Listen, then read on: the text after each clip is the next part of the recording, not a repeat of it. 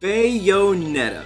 You know her? You love her. Actually, that last part might not be true, but at the very least you've heard of her. Like most people, my first impression of the Umbra Witch was her inclusion within Smash 4. And I mean, I can't exactly say that encouraged me to check out her games. Like, people hated this character. But a few years down the line, I started seeing so many people at literally any Nintendo announcement screaming in the chat, Breath of the Wild 2, Mario Odyssey 2, Metroid Prime 4, Pikmin 4, Lightning McQueen for Smash. Like, dude, this is an indie showcase. But McQueen would be pretty hyped, not gonna lie. Oh shit! Oh shit! Oh shit! My heart! You see, Bayonetta 3 was always included in this behemoth of a wish list for most anticipated games. So during E3 this year, everyone was going on and on about what they wanted like usual. And yeah, most of them did say Bayo 3. So I figured since Nintendo was waiting a frickin' millennium to present any new information for this game, I would take this time to go through the first two campaigns myself, so I could actually be excited for the inevitable trailer of the threequel. My plan was foolproof. But here's the thing, I don't really play hack and slashes. Age of Calamity is probably the only one I've actually completed, but even that's just a Zelda spin-off. I tried about half of DMC 1 as well, but it just wasn't my cup of tea. And I know I'm gonna get people in the comments saying, why did you start with DMC 1? You should have played 3 and 5. What? What? How was I supposed to know that? The point is, this was a fairly foreign genre of game for me, meaning Bayonetta 1 was a pretty pleasant surprise. This was an all-new experience, and I had a blast. So naturally, I turned to the second installment almost immediately after I beat the first. And god, Bayonetta 2 instantly blew my socks off. It's essentially everything I loved about the phenomenal first game, and more. This masterpiece has already become one of my favorite experiences in gaming, and today I'll be breaking down exactly why I felt the need to talk about another anime girl. So join me, and listen to a guy who doesn't play action games explain why he thinks Bayonetta 2 is the best hack and slash. I hope you enjoy.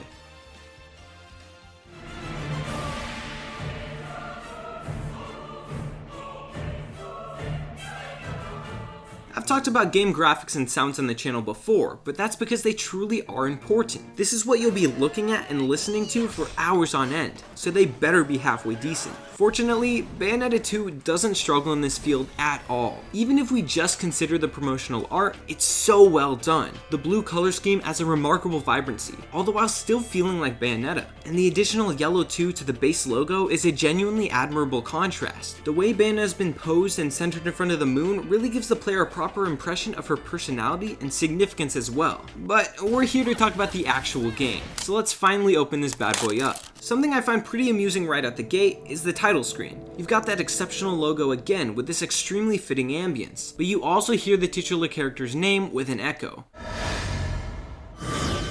Bayonetta. It's kinda trippy, but I like it. More games should do that.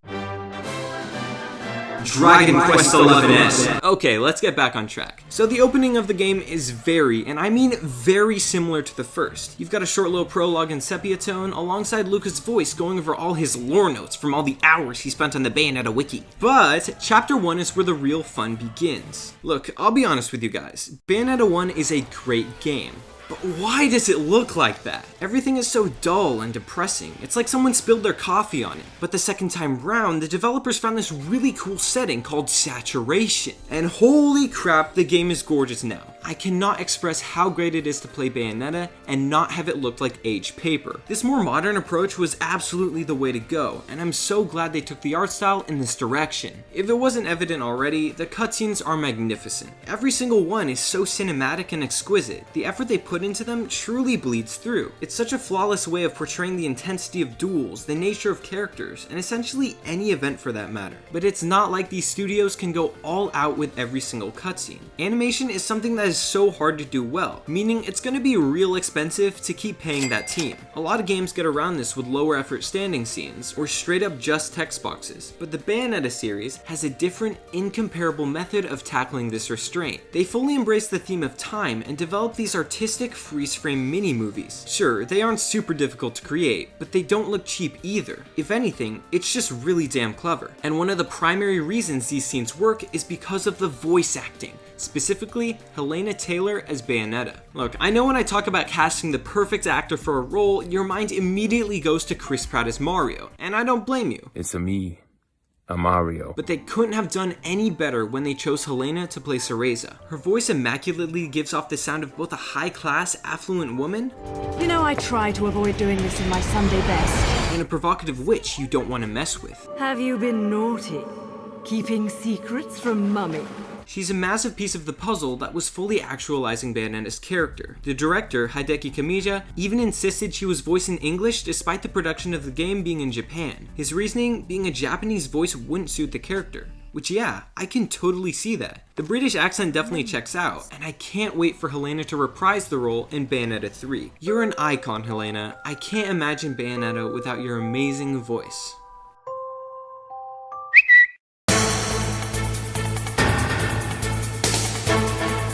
Okay, that's just cruel. While we're on the topic of Bayonetta as a character, I want to touch on her design, because I do think this is the best one in the series. While the beehive from 1 is iconic, and the pigtails and round glasses in 3 are a cool reference to how she looked as a child, something about the short hair in 2 feels like the best look for her. I love how they stuck with the slim glasses, and her wing looking things are pretty dope as well. Her walk has the exact strut you'd expect, and she even has a really sick shadow alluding to Madama Butterfly. Although, I will admit her running still looks very silly. And come on, why doesn't she have any idle animations? What's up with that, Platinum? She can't be standing there with that god-awful posture all day. Jokes aside, there's some incredible attention to detail within this game, and it goes a long way. Other than the combat itself, the visual and auditory force of attacks are what make battles as fun as they are. Like, tell me this isn't the most gratifying thing in the world. That's what I thought. Everything flows together so damn well, but at the same time brings an addicting punch you won't ever get tired of. And to accompany these battles are some outstanding songs. Now the OST is pretty long, so it's not like I can go over all of it, but if I had to choose my favorites, I'd pick Moon River and Tomorrow Is Mine. I don't care if that's generic, these songs are astounding. I lost my marbles when I first heard Fly Me to the Moon in Bayonetta 1, and Moon River was the perfect choice for the sequel. Even after all this time, I'm still blown away as to how they turn these classics into accelerated, exciting battle themes. Have a listen.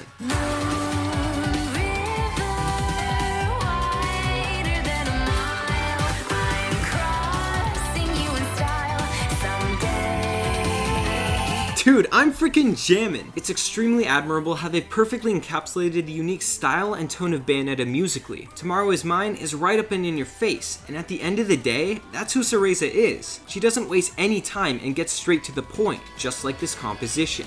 You won't know what hit you when I spin around with you in my dust. Then bang, bang, down, down again. It's my desire going for the win. Tomorrow is mine. It's not like every song is restricted to this vibe either. For the more intense duels, you'll have a haunting choir raising your heart rate and almost making your skin crawl due to the sheer magnitude of emotions being invoked in you.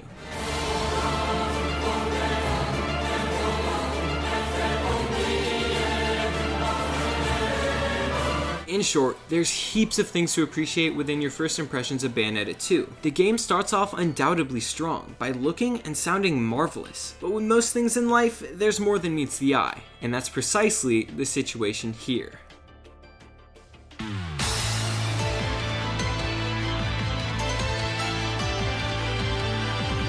I wouldn't consider this one of my favorite games if the actual gameplay wasn't good. I think it goes without saying that this isn't the case. At a first glance, Bayonetta 2 appears to be very identical to its predecessor. And yeah, they are fairly similar in the gameplay department, but 2 just feels infinitely better. This is a bit challenging to explain and showcase, you really just have to feel it for yourself. But it's obvious the team made an effort to polish up the rough edges of the first game, and it goes to show with how fluid it is now. Each move of a combo seamlessly and flawlessly flows into the next. I'm not sure how they did it, but fighting feels so free of restriction and rigidness. Now, I don't want this video to come off as me just bashing Bayonetta 1 over and over again. Let's make it clear that I think this game is superb. The general structure of the combat is so extraordinary no matter which way you spin it, and it's thanks to this game that they were able to, in my opinion, utilize it to its fullest potential in the sequel. Like many hack and slashes, the combat of Bayonetta 2 is based around light attacks with the X button and heavy attacks with the A button. You'll string these together into countless different patterns to perform combos. And when I say countless, I mean countless. Even during the loading screens, you get this list of them so you can practice while you wait, which I love, by the way. But I feel like this is a pretty common complaint about the Bayonetta games. There's too many combos. I can definitely see how the amount can be overwhelming at first, but it's not like you have to memorize or even use all of them. There's a bunch of people out there who love to point out how similar a lot of their uses are. But since when did having more options hurt a game? If anything, it gives the player more freedom so they aren't restrained to one move for a specific situation. If they like a certain feel or look of one combo more than the others, they're more than welcome to use it without being held back by its optimality in various circumstances. Even when you're just starting out, the combos are designed in a way in which you can basically put together any mix of buttons and you'll get something. That's not to say you can get by randomly mashing. Not every combo is created equal, but the player will always feel like they've got a decent grasp on the game, even when there's so much to uncover. Starting with this feeling of capability is super motivating and succeeds in keeping the player from putting the game down. You have access to quite a variety of weapon types as well, and even better, you can switch on the fly. I love the feeling of the base guns as you could hold down the attack button to shoot mid-combo, but I found the swords to be more effective with large hordes of enemies, so depending on the battle, with the tap of the button I could use the weapon I preferred for various predicaments. It's outstanding how they encourage you to experiment with different tools, but don't force you into something you're not comfortable with. I've always been so impressed as to how they accommodate everyone's playstyle. Eventually, you'll start improving by teaching yourself new combos, and it almost always comes from feeling out the combat system and finding what works. While this loading screen list is helpful, muscle memory is really what carried me through the campaign, allowing for a much more enjoyable experience. Not once did I have to recite a series of moves in my head, which is great because my focus was required elsewhere. Most of your attentiveness during these fights will be spent on reacting to attacks, because here's the thing, you take a lot of damage, so your reflexes better be good enough to evade everything you possibly can. Nearly every action game these days includes some sort of roll or dodge move to allow you to swiftly get around the enemy and punish their attacks. Bayonetta is similar, except if you successfully avoid a bashing at the last moment, you'll activate Witch Time. For a window of just a few seconds, time will be slowed down, allowing for you to counter with whatever you want and hopefully gain the upper hand. Not only is this cool as hell, but it mixes up the pacing of fights and keeps them enthralling because you're constantly shifting in and out of different flows of battle. It's an ingenious concept that's been executed perfectly. But it doesn't end there. One of my favorite additions to Bayonetta 2 was your ability to Lumen Climax. You've got this magic meter next to your HP, and in the first game, the only thing you could really use it for were torture attacks, which were useless in boss fights as their primary application was doing large damage to smaller enemies. But now, you can go Super Saiyan for a combo or two, and it's far more satisfying. Lumen Climax makes you feel like an unstoppable force as you just tear through health bars. And you can use it during boss fights, which makes for an especially engaging dynamic. And geez, look how long those swords are! Sephiroth is rolling in his grave! You also have a couple of taunts at your disposal. They apparently have a practical use in enraging the enemy, but I found them more entertaining than anything else. If you need to learn how to talk to a lady,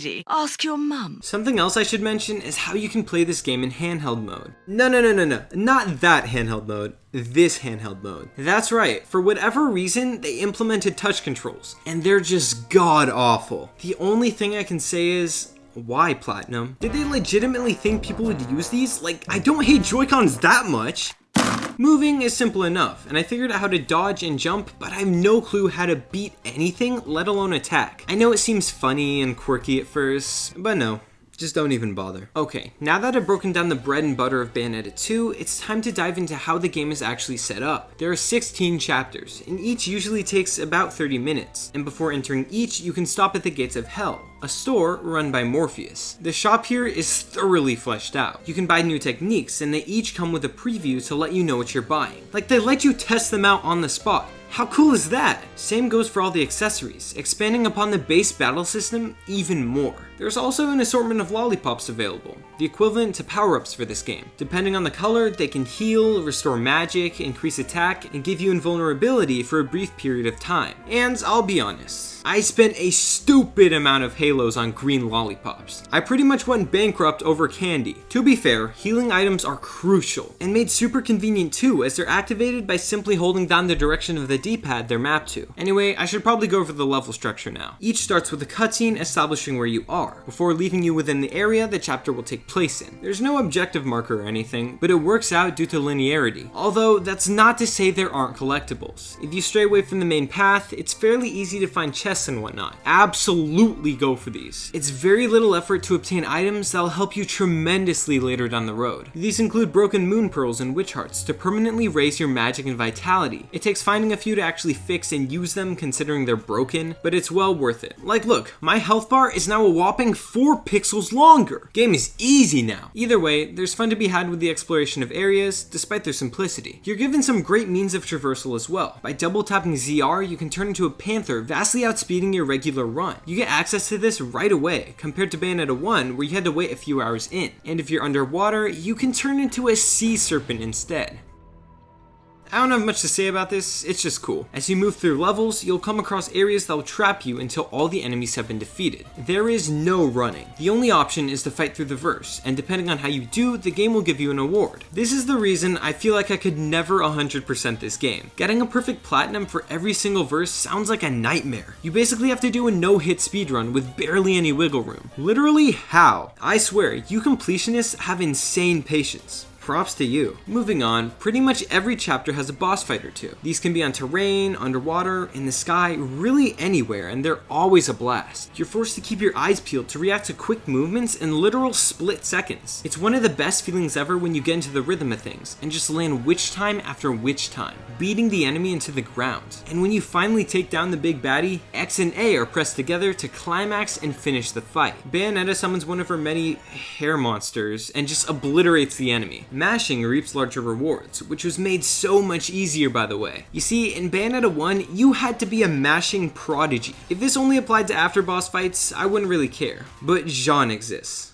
Let me explain. Jeanne is one of the main antagonists of the first game, and you fight her 3 times. She has one move in particular mimicking Bayonetta's movements, and you essentially have to outmash the AI. I still don't know if I'm just bad or Platinum has unreal expectations for the average player, but this was damn hard. I was stuck on the 3rd fight for so long because with every attempt, my right hand would get so tired. I was taking stretch breaks in between because my fingers were on their deathbed. In Bayonetta 2, not only did they make post-fight mashes actually doable, but there aren't any during the battles either, so I don't have to call up my physical therapist every time I fight a boss. That about wraps up the gameplay for Bayonetta 2. Easily my favorite part of this piece of art. The way the combat's been crafted is nothing short of genius, and the level design flawlessly complements the battle system. But we're not done here just yet.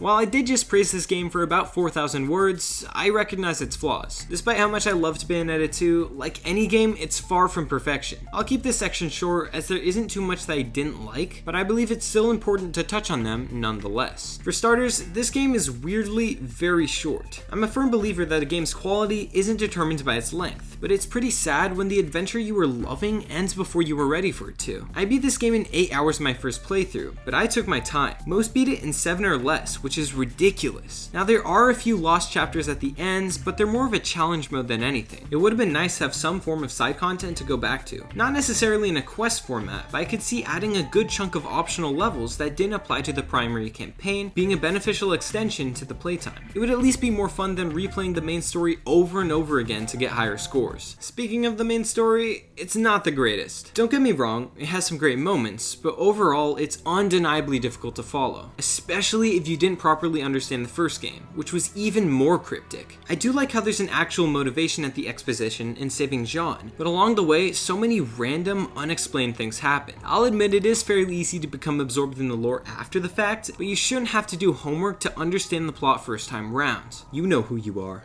Kingdom Hearts. Like bro, why the hell is Sephiroth here? How does that work? And how come there's a gazillion games in between 2 and 3? And what's the deal with Mickey? And why is this song so good? And Hello? Hey you! okay, take it back, 10 out of 10 game. On the real, I'm aware stories aren't what make hack and slashes so great, but it's obvious they're trying to do something here. I'm totally down with having large amounts of lore, but it shouldn't be required to enjoy the key narrative. And if it is, at least make it clearly presented. While we're on this topic, I do want to go over the characters. I already mentioned how well I think they did Bayonetta, and I actually love a good chunk of the cast as well. Jeanne, Rodin, and even Enzo are all pretty likable. It just ticked me off a bit how most of them get barely any screen time. Sure, Rodin talks to you every time you enter the shop, eShop, but where's that sweet, sweet character interaction? I adore what they did in the prologue, establishing the growth of Cereza and Jean's relationship right off the bat, but we never see any more of that. And the sad thing is, the characters that do get screen time are kinda on the annoying side. Luka returns from the first game, and he's a good guy, but also desperate as hell for no reason. I find it disappointing how they wrote him to be so thirsty for Bayonetta, because other than that, he's a solid personality. It's such an unnecessary element for his character to have, and I pray that they fix it or at least tone it down when the third game releases. But I've yet to bring up the worst person in this game, Loki. Hear me out. There's a fine line in between good tryhard edgelord and bad tryhard edgelord. Exhibit A, Clown Strife. Cloud is lovable because he's an absolute dork and completely oblivious to anything and everything. His attempts to look hard are adorable because, aw, he's trying. His sass works because there's a charm to it. That is not the case with Loki. Here, let me sum up his personality for you. Maybe you've got something you'd like to tell me, love. We're going to have to be creative, love. Nothing comes to mind, love. Before I show you the way, love. Nothing comes to mind. Like, bro, shut up! He shows up in this hood as well and thinks he's so slick, but every time he opens his mouth, I get this overload of secondhand embarrassment. This angsty nature does not work at all because he has no likable traits to make up for it. Unfortunately, that's not all. Throughout the entire game, he's always asking you, Where's Fimbleventer? I have to get to that mountain. No time. I have to get to Fimbleventer. okay, but why should I take you to the special mountain? Shut up! Just get me to the mountain. I don't know, man. Seems like kinda low tier logic to me. Although I will say when he yells at you to catch up, it feels so good to put him in his place. Try to keep up. I know I just spent way too much energy ranting about another pretty boy in a video game whose eyelashes I'm definitely not jealous of, but shortcomings like these don't ruin my appreciation for Bayonetta 2 much at all. Sure, they push my buttons a tad, but the strengths outweigh the weaknesses by such a large margin that it becomes unlikely you'll remember most of the sour parts in retrospect. With that, let's start bringing this to a close.